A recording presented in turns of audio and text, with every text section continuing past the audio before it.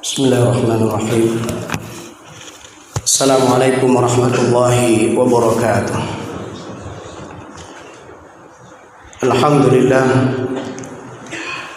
salatan wa salaman ala rasulillah wa ala alihi wa sahbihi wa mawala. A'udzu billahi minasyaitonir rajim. Ya ayyuhalladzina amanu dukhulu fis silmi kaffah wa la tattabi'u khutuwati syaitan innahu lakum aduwwun mubin. Wa qala Nabi sallallahu alaihi wasallam, sayati 'alan nas zaman himmatuhum butunuhum wa syarafuhum mata'uhum ta'isa 'abdud dunya ta'isa 'abdud dirham ta'isa 'abdul qatifah wa qiblatuhum nisa'uhum wa dinuhum darahimuhum wa dananiruhum ulaika syarrul khalq la khalaqa lahum 'indallah. Rawahu Tailani. Judul nasihat kita pada kesempatan yang sangat mulia ini adalah 4 ciri generasi terburuk. Judul ini kita angkat dari sebuah hadis Rasulullah sallallahu alaihi wasallam yang barusan kita bacakan, dan sekaligus ini merupakan prediksi dari Rasulullah sallallahu alaihi wasallam, di mana Rasul mengatakan bahwa sayati 'alan nasi zaman, akan datang pada umatku, pada manusia suatu masa, maka di sana engkau akan melihat generasi terburuk. Ciri mereka yang pertama, kata Rasul, adalah himmatuhum butunuhum. Cita-cita mereka dalam hidup adalah hanya untuk kepentingan perutnya.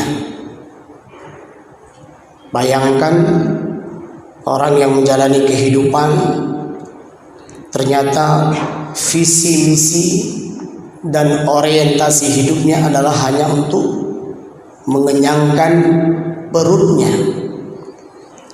Kenapa Rasulullah di sini menggunakan kalimat mengenyangkan perutnya? Di sini menunjukkan bahwa salah satu kebutuhan kita adalah untuk mencari makan, yang itu untuk menutupi tentang kekurangan diri kita atau untuk menutupi kebutuhan kita. Namun dalam Islam, dalam kita menjalani kehidupan, sebenarnya bukan hanya untuk pribadi kita.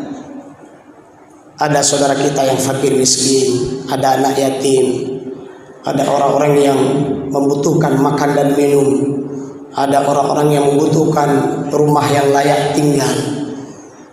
Berbagai macam kebutuhan manusia dalam hidup ini, yang itu Allah dan Rasulnya menyuruh kita untuk wa ta'awanu 'alal birri wat taqwa wa la ta'awanu 'alal itsmi wal 'udwan. Dalam bahasa sederhana disebut dengan zoologikan. Kita adalah makhluk sosial yang pada saat kita menjalani kehidupan, orang membutuhkan kita dan kita membutuhkan orang. Namun Rasulullah SAW menggambarkan nanti di akhir zaman akan muncul generasi terjelek, generasi terburuk, di mana mereka dalam menjalani kehidupan hanya mementingkan diri mereka sendiri. Kalau bahasa anak muda sekarang, yang penting tempat tinggal gue enak, makan enak, minum enak, apa urusan orang lain? Nah, ini kalau boleh kita bahasakan. Nah, ini sangat malu dan memilukan kita dan sangat menyedihkan kita. Semoga gambaran ini tidak ada pada diri kita. Ciri yang kedua, kata Rasulullah, generasi terburuk di akhir zaman adalah wa syarafuhum mata'uhum. Kemuliaan malaikat itu dilihat dari perhiasannya. Yang bahasa sederhana ada bukan? Siapa bijak ngomong mewah, hebat. Kalau puah lagi tepu, ilmetan tapuhan hebat.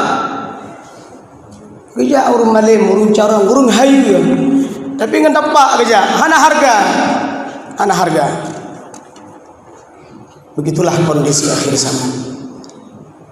Seseorang itu dilihat karena pangkat, jabatan, karena perhiasan, baju, sepatu, kendaraan yang dia bawa. Kata Rasulullah, kalaulah sudah sampai tiba saat seperti itu di akhir zaman, mereka mempraktekkan seperti itu, mereka mengukur dan memuliakan seseorang karena pangkat dan jabatan dan karena perhiasan mereka, maka Rasulullah mengatakan itu adalah generasi terjelek. Ketiga, wa qiblatuhum nisa'uhum, kiblat mereka adalah wanita. Masya Allah, bagaimana ketika Rasulullah menggambarkan sebuah kalimat. Jadi kiblatnya kan tempatnya menghadap.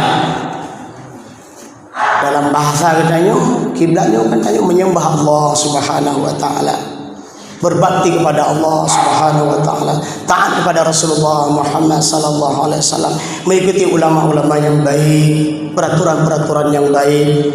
Tapi di akhir zaman kata Rasul, mereka melupakan Allah Subhanahu wa taala. Mereka melupakan Rasulullah sallallahu alaihi wasallam. Mereka melupakan para ulama.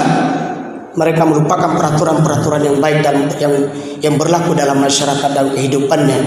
Tapi orientasi hidup mereka adalah, pembicaraan mereka sehari-hari adalah, na'udzubillah, wanita dan perempuan. Terjadilah persinahan di mana-mana. Terjadilah perselingkuhan di mana-mana. Na'udzubillah. Karena memang itu arah dan gaya hidup mereka.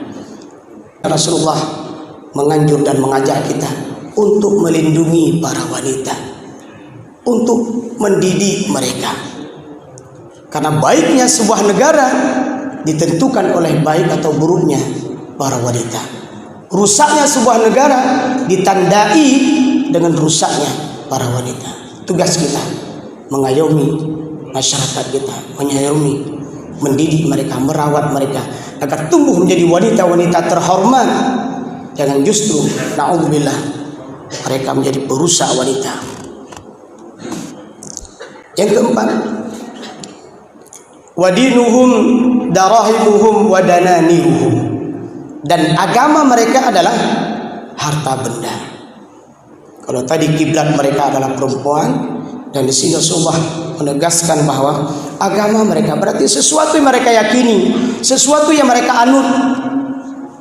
Pembicaraan dan gaya hidup hanya persoalan harta benda.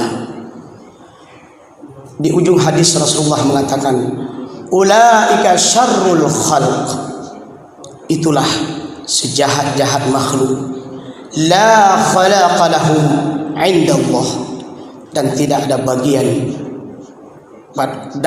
bagian untuk mereka di sisi Allah Subhanahu wa taala. Allah tak suka generasi semacam itu.